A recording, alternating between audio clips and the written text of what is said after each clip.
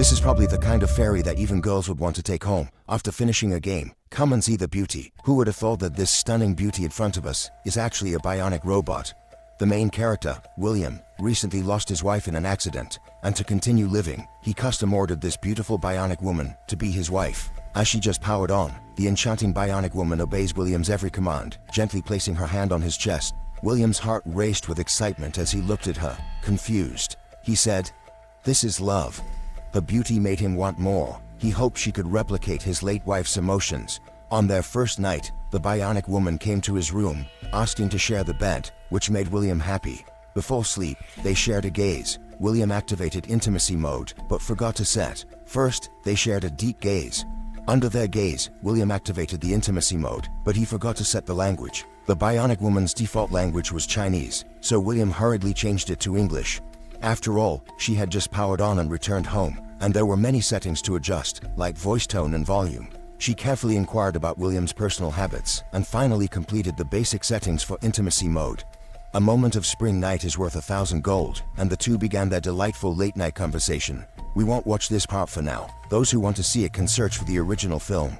After a hard day's work, the bionic woman entered low battery mode and returned to her room to recharge. Just then, she spotted a little butterfly. She gently reached out, caught it, and then crushed it, tossing it aside by the window. As she looked up, he seemed to see someone staring at him, but since his battery was running low, he didn't think much of it and returned to his charging bed. She closed her eyes. The next morning, the bionic woman dressed perfectly, prepared breakfast, and discussed TV topics with William. William complained, "Why no meat?" She explained, breakfast was vegetarian for nutrition. William withdrew his complaint and planned to revise an email. Realizing his neglect, he added, "You look beautiful today. Breakfast must be healthy and vegetarian." William withdrew his complaint and planned a revised email. "You look beautiful today." William prepared for work, and the bionic woman handed him a thermos and kissed him. She worked hard, learning makeup and fashion to impress William. At work, colleagues asked if he was satisfied with his bionic wife. William was an agent for the company making bionic wives, facing protests for bionic rights. A group, Scale, stole bionics, altering them for self-awareness. William handled these incidents. She aimed to impress William. Meanwhile, William reached work, where colleagues inquired about his bionic wife. William, an agent for the Bionic Wife Company, faced protests from women demanding rights for bionics. Scale, a group, steals bionics for self-awareness. William's work led to a bionic resembling his late wife. Today, they located a Scale hideout and activated a bionic's power, letting it exit. Its collar short-circuited, but William saved it.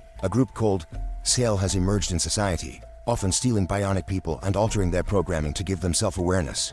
William is the agent responsible for dealing with these incidents, and it's his continuous contributions to the company that led them to customize a bionic woman, just like his late wife, for him. Today, they tracked down a Scale organization's hideout and activated one of the bionic people's power sources. It allowed her to walk out of the house on her own, but suddenly the collar started to short-circuit. Fortunately, William arrived just in time to save the bionic woman. After inquiring about the internal situation, William rushed in. With a good understanding of the situation, he quickly rounded up all the replicants here and took them back to the company's reprogramming department.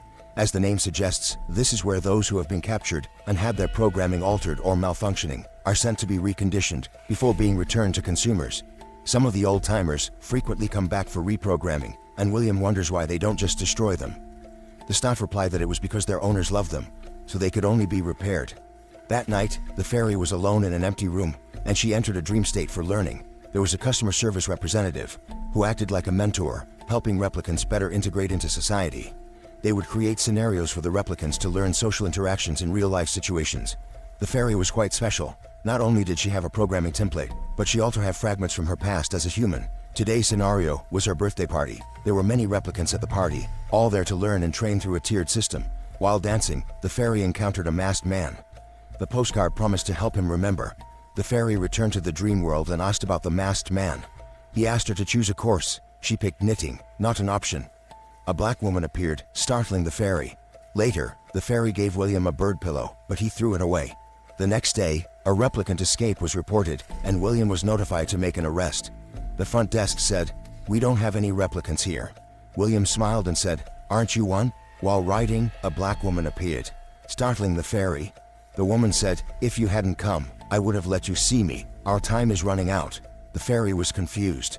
She told William. William said, "Don't overthink it. She's jealous. Your presence as replicants has taken their husbands. So human women harbor hostility." The fairy gave William a bird pillow. He acted happy. Buying a replicant ends a marriage. The fairy made a bird pillow for William, who pretended happiness, but discarded it. A replicant escaped, and William was alerted to arrest it. At the front desk, he was told, "No replicants here." William replied, "Aren't you one?" The exposed replicant pleaded for freedom, but William was firm, leading to its death. The fairy refused a black woman's.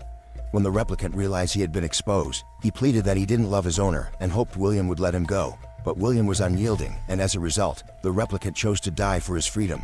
Meanwhile, the black woman showed up at the fairy's door, saying she wanted to take her to meet the masked man. However, the fairy remembered William's warning and chose to refuse. Seeing this, the woman stopped insisting and asked the fairy to pass on a message to William. "Hello. William's Keen will soon meet the fairy. You want him to know your secret." William saw the boss released a replicant model that reproduces. Order a replicant wife, have a family. Tempted. After a suicide incident, William saw flaws in replicant tech and told the boss, one replicant's suicide could lead others. The boss argued demand drives production. "No problems, hurry home to your fairy wife." Home, the fairy told William today's events, and he saw the seriousness, so he contacted someone. There can also be this tendency. Was the baby plan a bit too rushed? The boss countered, saying that it's precisely because there's demand that there will be production. There won't be any problems. Now hurry back home and enjoy some cozy time with your fairy wife. When he got home, the fairy told William about what happened today, and William realized the seriousness of the situation, so he immediately contacted someone. A colleague came to the house and set up a tracking device. He knew who Keen was, and was puzzled about why Keen would appear in the dream world, so he planned to track the fairy's dream. He wanted to find the masked man. The colleague warned William that even though it was a virtual dream, it was still connected to the brain, so he needed to be careful. Once they entered the dream, Keen quickly appeared, revealing a bearded face after taking off his mask. Keen gave the fairy an address to find him, and William immediately took people there, but it turned out to be a trap set by Keen. Wow, a classic trick to draw the tiger away from its mountain. William hurried back home, and luckily, his fairy wife was safe. The fairy said she seemed to recognize Keen, but couldn't remember anything else. William reassured her not to overthink it. In fact, the fairy's memory system was incomplete, because she had been stolen not long ago, and after being rescued, she had gone through brainwashing before being reawakened.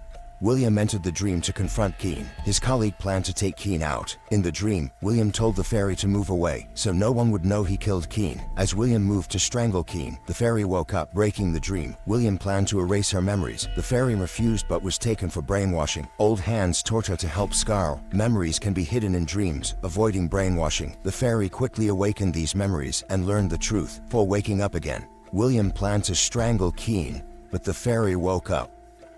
He felt threatened and planned to erase her memories. The group hid memories in dreams. A colleague revealed the fairy wasn't his wife. The colleague tried to capture William, but was shot. They returned after learning to retain memories and taught the fairy to help Scarl. Memories are stored randomly, hidden in dreams, and not cleared during brainwashing, allowing awakening. Fairy awakened these memories and learned the truth. A colleague scolded William, saying the fairy wasn't his wife. A black woman gave the colleague's bionic wife a USB, revealing William killed Keen. The colleague tried to capture William but was. They returned to the awakening sought. A colleague scolded William, saying the fairy wasn't his wife. A black woman gave a USB to the colleague's bionic wife, revealing William killed Keen. The colleague tried to capture William but was shot. The fairy saw and said, "You killed him like Keen." She remembered everything. The fairy was real, and Keen was her boyfriend. They opposed the Bionic company. She went to Williams. "Just like you killed Keen back then." It seems the fairy wasn't successfully brainwashed and remembered everything. It turns out the fairy was once a real person, and the masked man, Keen, was actually her boyfriend. They were both volunteers opposing the Bionic company.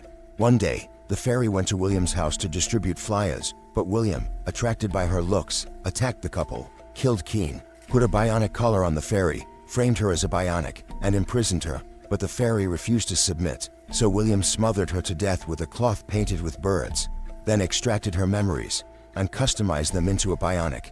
When the fairy was first awakened, she found the black woman, and made a pact that if she was ever brainwashed again, the woman would disguise herself as Keen to help her awaken her memories. Once she had all the evidence, she would take revenge on William. At this moment, the fairy took action, using the same method against William, killing him with the little bird. In the end, the fairy was with the Scarl organization. The base wakes up, and it turns out he is the founder of the organization. But the next day, the Android company released news, claiming that the Skell organization killed our employees. We are officially declaring war now, and we will send our best agent, William, to defend the rights of the company's employees. I lost you once, and I'm not going to lose you again. Yes, William ultimately became an android too. What will happen next? Alright, that's it for today's show. The movie is called Android Wife. Thanks for tuning in, and see you next time.